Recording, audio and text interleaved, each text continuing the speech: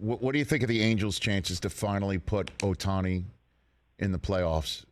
I mean, that World Baseball Classic showdown with Ohtani and Trout just reminded everybody, boy, it would be great to see these two on the same team, obviously, in the playoffs. But this is also a time where if the Angels don't get it done in the first half of the season, you'd have to start thinking a lot of teams are going to be throwing themselves at the Angels for Ohtani in advance of his free agent year. What do you got for me on that, Kevin? Yeah, I love Phil Nevin getting his first full year to be a manager. Yeah. I think he has been and paid his dues. I think he has been awesome for this club. I think the Rendon and the offense is going to hit.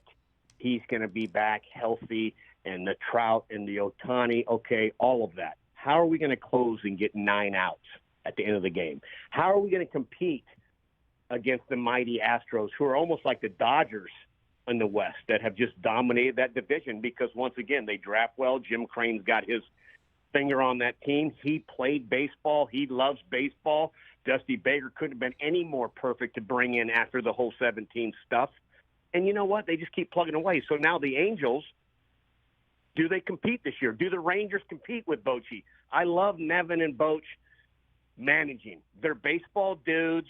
Give me the information, but at the end of the day, give me some gut feeling too. This game's about gut, not always about what's on paper. And last night, I'll give you a quick example. Padres Mets are playing. Nelson Cruz is on the bench, okay, against Max Scherzer because we have Matt Carpenter starting as the DH. Now, Nelson Cruz's numbers against Max Scherzer were 400 and 440, whatever it was. And then I guess they asked him, why isn't, why isn't Nelly Cruz playing? Well, numbers don't matter. Well, what's that mean now? Because we're in a world that it matters, right? That seems like we get handed numbers and information on anything. Launch factor, launch angle, it used to be called an uppercut. And so it's only like we're going to use the numbers when they work in my favor. But sometimes we're not going to use numbers. So that stuff doesn't make sense to me. What makes sense is the Angels, I think, with Nevin and Boch and bringing back some of these old school, Buck Showalter, you got some gut feeling in this game, and I think the Angels can compete this year, especially with the Altuve injury with the Astros, even though they're a darn good team, and Framber Valdez probably the most underrated pitcher in the big leagues you don't even talk about. Best team in the NL is which one? Who'd you take? Who'd you put your Millar money on? I like the Braves.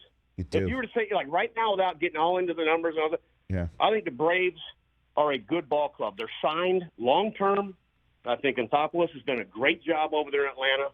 And I think they pitch.